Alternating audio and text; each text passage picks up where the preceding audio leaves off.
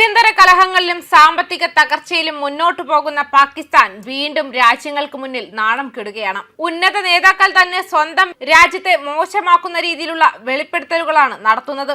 അതിർത്തിയിൽ കൊല്ലപ്പെടുന്ന സ്വന്തം സൈനികരെ രാജ്യം ആദരിക്കാറില്ലെന്നും രാഷ്ട്രീയ നേതാക്കൾ അവരുടെ ശവസംസ്കാര ചടങ്ങുകളിൽ പോലും പങ്കെടുക്കാറില്ലെന്നും വെളിപ്പെടുത്തിയിരിക്കുകയാണ് പാക് പ്രതിരോധ മന്ത്രി ഖ്വാജ ആസിഫ്.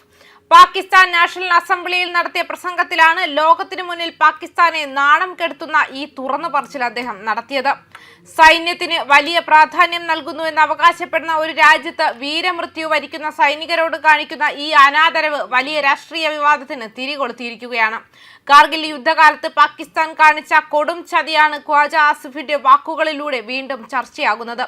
1999 ഇന്ത്യൻ സൈന്യത്തിന് മുന്നിൽ വീണടിഞ്ഞ സ്വന്തം പട്ടാളക്കാരെ കാശ്മീരി വിമോചന പോരാളികൾ എന്ന് വിളിച്ച് തള്ളിക്കളഞ്ഞ പാരമ്പര്യമാണ് പാകിസ്ഥാനുള്ളത്. മൃതദേഹങ്ങൾ ഏറ്റുവാങ്ങാൻ പോലും അന്ന് പാക് സൈന്യം തയ്യാറായിരുന്നില്ല.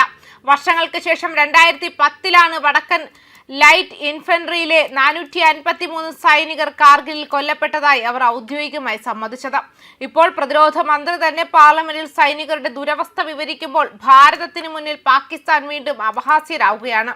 സ്വന്തം രാജ്യത്തിനു വേണ്ടി ജീവൻ നൽകുന്നവരോട് പാകിസ്ഥാൻ കാണിക്കുന്ന ഈ ക്രൂരത അന്താരാഷ്ട്ര തലത്തിൽ വലിയ ചർച്ചയായിട്ടുണ്ട്. ഇന്ത്യ വിരുദ്ധതയും ഭീകരവാദവും വളർത്തി ഒടുവിൽ സ്വയം കുഴിയിൽ വീണ പാകിസ്ഥാൻ അമേരിക്കയുടെ മുന്നിൽ തങ്ങൾ എത്രത്തോളം തരം താഴ്ന്നുവെന്നും ഖ്വാജ ആസിഫ് വിവരിച്ചു. സെപ്റ്റംബർ 11 ആക്രമണത്തിന് ശേഷം അമേരിക്കയുമായി ചേർന്നത് വലിയ തെറ്റായിരുന്നു.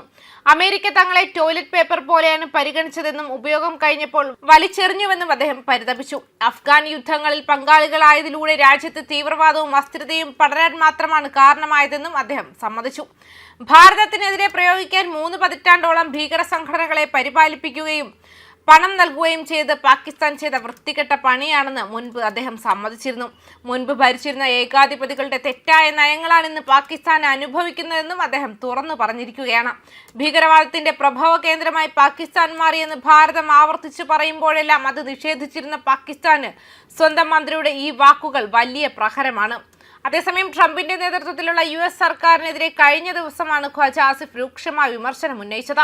US തങ്ങളെ ചൂഷണം ചെയ്തെന്നും ആവശ്യം കഴിഞ്ഞപ്പോൾ ടോയ്ലറ്റ് പേപ്പറിനേക്കാൾ മോശമായ രീതിയിൽ ഉപേക്ഷിച്ചെന്നുമാണ് അദ്ദേഹം ആരോപിച്ചത്. US-നെതിരെ മാത്രമല്ല മുൻ പാകിസ്ഥാൻ ഭരണാധികാരികൾക്കെതിരെയും ഖ്വാജ ആസിഫ് വിമർശനം ഉന്നയിച്ചിരുന്നു. US കാരണം പാകിസ്ഥാൻ അനുഭവിച്ച നഷ്ടങ്ങൾ ഒരിക്കലും നികത്താൻ കഴിയാത്തതാണെന്നും കൂട്ടിച്ചേർത്തു. അഫ്ഗാനിസ്ഥാനിൽ താലിബാനെതിരെ US നടത്തിയ യുദ്ധങ്ങളിൽ പാകിസ്ഥാൻ US-നൊപ്പം ചേർന്ന് ചരിത്രപരമായ മണ്ടത്തരമായെന്നും രാജ്യം ഇന്ന് അതിന്റെ തിക്തഫലം അനുഭവിക്കുകയാണെന്നും ഖ്വാജ ആസിഫ് പാർലമെന്റിൽ പറഞ്ഞു.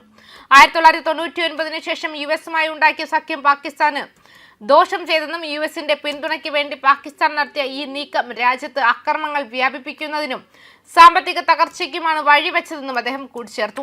US പിന്തുണ തെറ്റായ കണക്കുകൂട്ടലാണെന്നും അതിന്റെ പ്രത്യാഘാതങ്ങൾ പതിറ്റാണ്ടുകൾക്ക് ശേഷവും പാകിസ്ഥാൻ അനുഭവിച്ചുകൊണ്ടിരിക്കുകയാണെന്നും അദ്ദേഹം ആരോപിച്ചു. എന്നാൽ പാകിസ്ഥാനിലെ നിലവിലെ സ്ഥിതി തുടർന്നാൽ രാജ്യം ഭൂപടത്തിൽ നിന്നും ഉടനടി അപ്രത്യക്ഷമാകുമെന്നാണ് നിരീക്ഷകർ അഭിപ്രായപ്പെടുന്നത്. ന്യൂസ് ഡെസ്ക് കർമ്മ ന്യൂസ്.